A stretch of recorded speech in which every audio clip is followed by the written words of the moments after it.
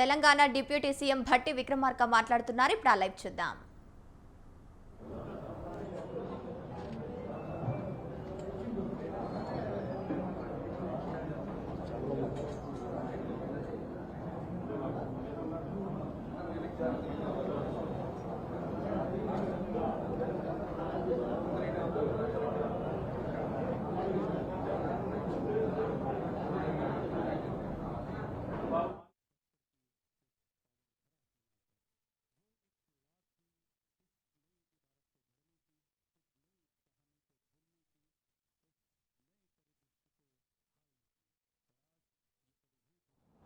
వెలుగు జ్ఞానానికి చిహ్నం. అజ్ఞానంలోంచి జ్ఞానంలోకి దీపాలు వెలిగించి అట్లాగే చెడు పైన మంచి విజయం సాధించేటువంటి కార్యక్రమానికి కూడా సూచిక. అటువంటి దీపావళి పండుగ సందర్భంగా రాష్ట్ర ప్రజలందరికీ కూడా మంచి జరగాలని,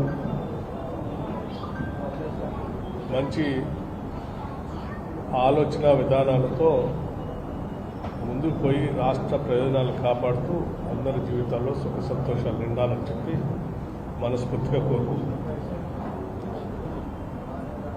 అట్లాగే సింగరేణి కార్మికులకి దీపావళి సందర్భంగా ప్రతి సంవత్సరం ప్రకటించినట్టే ఈసారి కూడా దీపావళి బోనస్గా 400 కోట్ల రూపాయలని చెల్లిస్తున్నామని చెప్పడానికి సంతోషిస్తాము.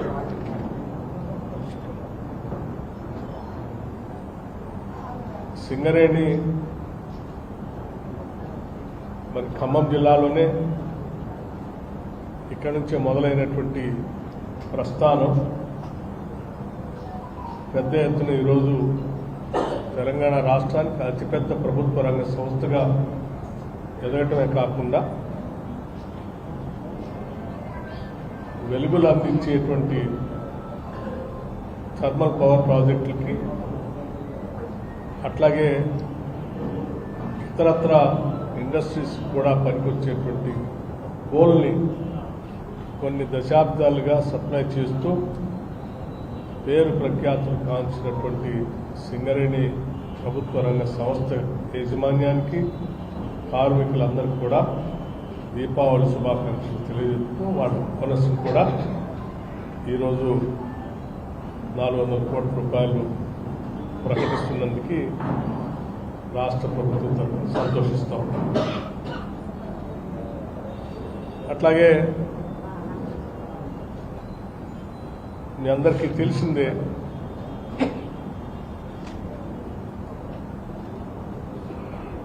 కాంగ్రెస్ పార్టీ ఇచ్చిన హామీ మేరకు రాష్ట్రంలో స్థానిక సంస్థల ఎన్నికల్లో 42% రిజర్వేషన్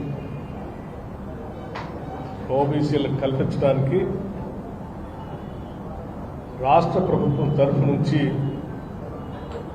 ఈ దేశంలో ఎక్కడా కూడా దాదాపు 100 సంవత్సరాలు పైబడి, అలాగే స్వాతంత్రం వచ్చిన తర్వాత ఏ రాష్ట్రంలో చేయలేనంత గొప్పగా మొట్టమొదటిసారి సైంటిఫిక్గా socio economic, educational, political, employment cost సర్వేని అత్యంత ట్రాన్స్పరెంట్గా జరిపి దాని ద్వారా వచ్చినటువంటి సమాచారంతో, సంఖ్యతో క్యాబినెట్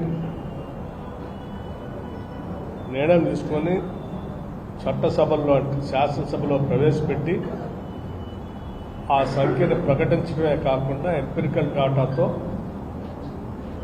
42% రిజర్వేషన్ని సంబంధించిన బిల్లుని శాసనసభలో పెట్టి దాన్ని ఏకగ్రీవంగా పాస్ చేసి బిల్లు పంపించిన సంగతి కూడా మీ అందరికీ తెలిసిందే.